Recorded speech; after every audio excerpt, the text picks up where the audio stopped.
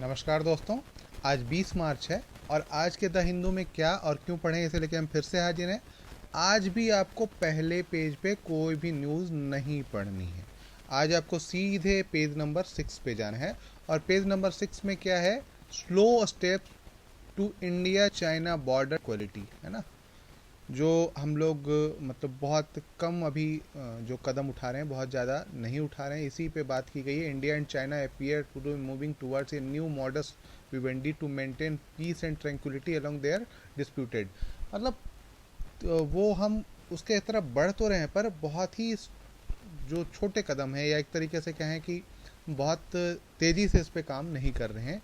इसी पे पूरा मामला है और इसी पे जो भारत और चीन के बीच में जो डिस्प्यूट है, इसी के बारे में पूरी बात की गई है, तो इसे आप पढ़ सकते हैं। इसके बाद है स्पेक्टर ऑफ स्टेगफ्लेशन। यहाँ पे एक वर्ड है स्टेगफ्लेशन, है ना। स्टेगफ्लेशन क्या होता है, अब ये यहाँ पे इम्पॉर्टेंट है। स्टेगफ्लेशन एक ऐसा साइमल्टेनियसली वर्ड है, साइमल्टेनियसली एक मतलब एक सिचुएशन है जिसमें एक साथ साइमल्टेनियसली या एक साथ बोल लें उसको कि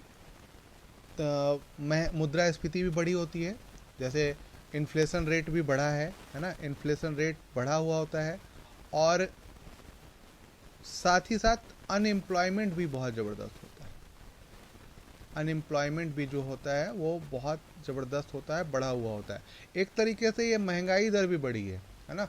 बिक्री भी अच्छी है, मतलब जो चीज़ें हैं वो उसकी कीमतें बढ़ रही हैं, पर ग्रोथ नहीं है। अब हम उस पर भी देखेंगे तो ग्रोथ बहुत अच्छा नहीं है, लेकिन इन्फ्लेशन वो हो रहा है। तो इस प्रकार के जो सिचुएशन होते हैं उनको हम स्टैगफ्लेशन के नाम से जानते हैं, जिनमें इन्फ्लेशन तो होता है पर अनएम्प्लॉयमेंट भी उसी लेवल पे होता है। ठीक है, तो आप इसे देख सकते हैं एक बार। और यहाँ पे जो बातें की गई है, स्टैगफ्लेशन मैंने बता दिया है, और यहाँ पे जो बातें की गई है आप इसको देखेंगे तो यहाँ पे सीपीआई बेस्ड है, consumer price index based price gains, है ना। तो इसको आप पढ़ लेंगे तो आपको काफ़ी चीज़ें क्लियर हो जाएंगी।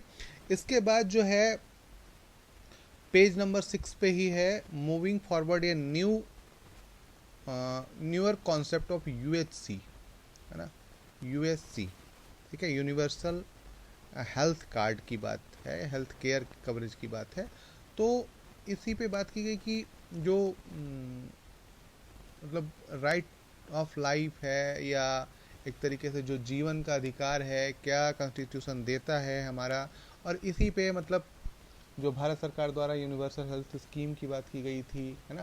तो उसी पे पूरा हेल्थ सिस्टम पे पूरा ये मामला है। और इस पे जो कदम उठाए गए हैं, जो कदम उठाए जाने चाहिए, जो चिंता के विषय हैं, है ना, ये फोकस ऑन प्राइमरी केयर, है ना। तो इस तरीके के जो चीज़ों हैं उनके बारे में बात की गई है। तो आप इसे देख सकते हैं कि भारत में जो चीज़ें चल रही हैं और उसके लिए वैश्विक स्तर पे कौन कौन से समझौते हुए हैं, या कौन कौन सी संधियाँ हुई, या कौन कौन सी एक तरीके से किस पे मतलब सहमति बनी है लोगों के, उसको देख सकते हैं। जैसे यहाँ पे आपने देखा होगा, दस्ताना declaration of 2018 calls for partnership with the private sector. The alcohol, tobacco, ultra-processed food and industrial and automobile pollution contributed by the commercial private sector are well established, है ना। तो ये चीज़ें हैं, इस तरीके से आपको बहुत सारी चीज़ें मिल जाएंगी यहाँ से, तो आप इसे देख सकते हैं। इसके बाद जो अगली न्यूज़ हमें पढ़नी है वो है पेज नंबर 10 पे। और उसके पहले आपको मैं बता दूं, मैंने ये दिया नहीं था, लेकिन यहाँ पे जो है access to facility and basic IT skills, है ना। क्या फैसिलिटी पूरे देश में है, कहाँ तक एक्सेस कर पाते हैं, इसके बारे में एक छोटा मोटा आंकड़ा दिया गया है। जैसे कुछ देखिए, छोटा मोटा मेरा कहने का अर्थ ये होता है कि ये जो सर्वे होता है, या ये जो आंकड़े होते हैं, ये बहुत ब्रॉड स्तर पे नहीं होते। एक नमूना उठाया जाता है और उस नमूने के आधार पे ये पूरा मामला बनाया जाता है। ठीक है, तो दोस्तों इसको बताने के पहले, यदि आपने अभी तक सब्सक्राइब नहीं किया है मेरा चैनल और आप पहली बार आए हैं, तो प्लीज़ सब्सक्राइब कर लें। और इस प्रकार से आपको मैं रोज़ बताता हूँ कि क्या और क्यों पढ़ें। यदि आपने रोज़ मेरे साथ काम किया तो आप बहुत हद तक यूपीएससी के उस लेवल तक पहुंच जाएंगे जहां से सिलेक्शन होना तय हो जाता है।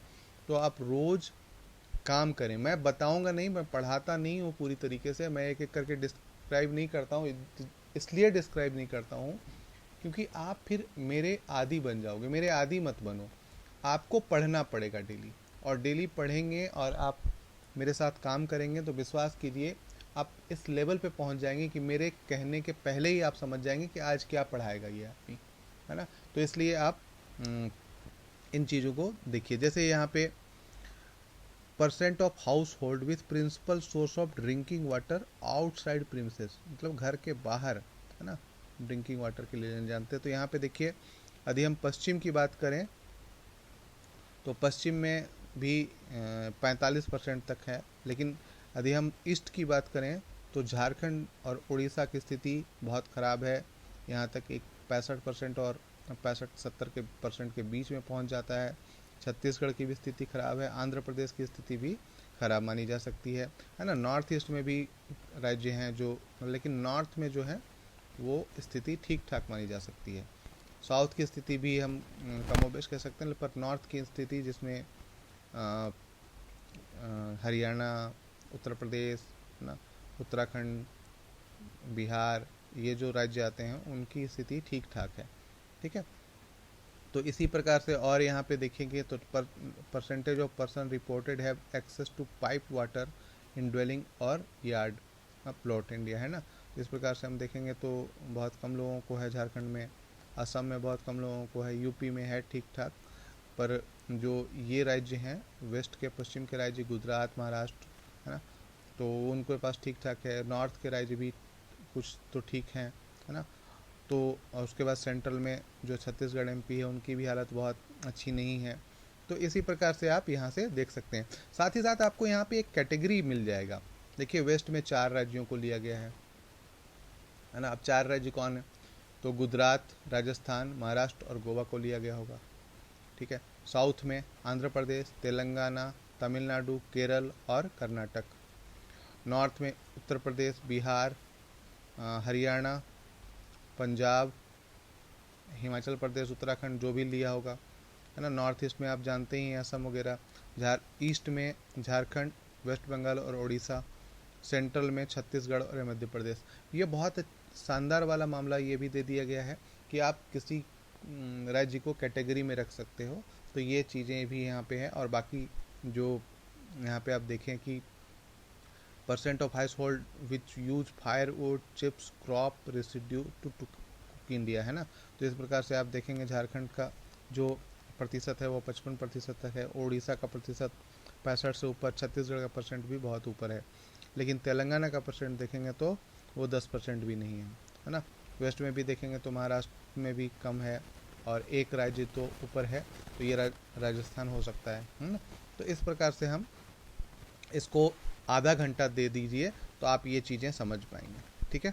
तो ये अच्छी बात है। और ये सर्वे के लिए अब इसमें क्या है कि सोशली यदि आपको मेंस लिखना हो या प्रीलिम्स में कोई क्वेश्चन आ रहा हो इस तरीके से, तो आप यहाँ से आंसर कर पाएंगे।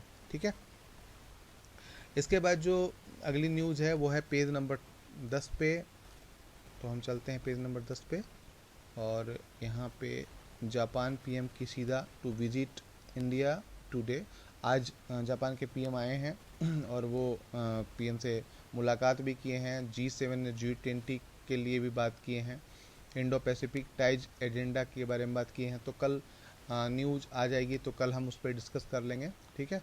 तो आज एक और भी न्यूज़ है कि जापान ने कहा है या तो रूस को चुन लो या तो जापान को चुन लो।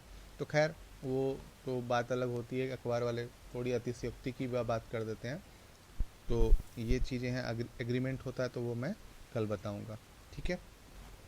इसके बाद है विथ फैमिली आईडी यूपी। अगली जो न्यूज़ है वो यहाँ पे बहुत इम्पॉर्टेंट है। ये एक अलग तरीके का न्यूज़ है और ये बहुत इम्पॉर्टेंट है आज के लिए। विथ फैमिली आईडी, अभी तक हमने देखा होगा कि पर्सनल आईडी होती थी, अब यूपी गवर्नमेंट ने फैमिली आईडी शुरू करी।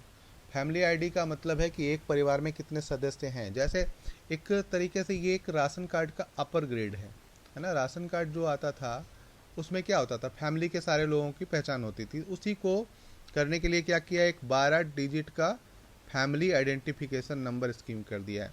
ये बढ़िया होता है, क्योंकि अब कई बार मतलब क्या बोलते हैं उसको, जोड़ने में या दिखाने में कई बार परेशानियों का सामना करना पड़ता है कि माँ है, माँ से क्या, माँ कौन है, पिताजी कौन है, या चाचा कौन है। इस तरीके से यदि फैमिली आईडी बन जाती है, या संयुक्त परिवार का या सिंगल परिवार का, तो ये बहुत काम का आएगा। ठीक है, तो ये आप देख लेंगे। और मे भी यहाँ से क्वेश्चन पूछा जा सकता है मेंस में कि फैमिली आईडी या इस प्रकार की जो कार्यक्रम है वो किस हद तक लाभ पहुंचा सकते हैं या इनकी क्या ज़रूरत है। ठीक है, तो ये एक न्यूज़ पढ़ना है आपको। इसके बाद जो अगली न्यूज़ है वो पेज नंबर 12 में है, और पेज नंबर 12 में जो न्यूज़ है, background radiation higher in Kerala but no risk study. यहाँ पे एक, in part of Kerala, background radiation level that is emitted from natural sources such as rocks, sand and mountain are nearly 3 times more than what's been assumed. A pan India study by scientist भावक ने मतलब bark ने research किया है, इसमें वो radiation तो हो रहा है पर वो नुकसान नहीं पहुंचा रहा है। तो आप इसे देख लेंगे कि किस प्रकार का रेडिएशन हो रहा है और इसके रेडिएशन के पीछे क्या कारण है, तो इसे आपको देखना है, पढ़ना है आपको। ठीक है, इसके बाद जो अगली न्यूज़ है वो है difficult to allocate public fund to art and culture. Art and culture मंत्रालय ने कहा है कि जो हम पब्लिक फंड उसको एलोकेट नहीं कर पा रहे हैं या बहुत कम किया जा रहा है भारत में, है ना। भारत में जैसे यहाँ पे बताया गया कि the ministry was responding observation made by parliamentary committee that allocation of the ministry of culture was just 0.075% of the total budget this year, which was in sharp contrast to countries such as China, UK, US and Australia, which spend roughly 2% to 5% of their budget on promotion of art and culture। ये बहुत important है दोस्तों कि हम art and culture पे या अपनी संस्कृति पे बिल्कुल भी खर्च नहीं करते हैं, है ना। तो ये खर्च करना किस हिसाब से ज़रूरी है या क्यों खर्च किया जाना चाहिए, इस पर आपको थोड़ा सोचना है। हम कला और संस्कृति पे खर्च क्यों बढ़ाएं, इस पर आपको 5 लाइन 7 लाइन लिखना है। ठीक है, आज के लिए इतना ही है। इकोनॉमी में कोई हमें आज नहीं पढ़ना है, आज के लिए बहुत कम न्यूज़ थे। तो आप कोशिश करिए कि जितना मैंने बताया है उसको आप पढ़ लें, है ना, एक बार रीड कर लें, तो उससे आपको कई पॉइंट्स निकल के आएंगे, उनको नोट डाउन कर लें। ये डेली कर लें, बहुत फ़ायदा होगा। ठीक है दोस्तों, फिर कल मिलते हैं क्या और क्यों पढ़ें के साथ।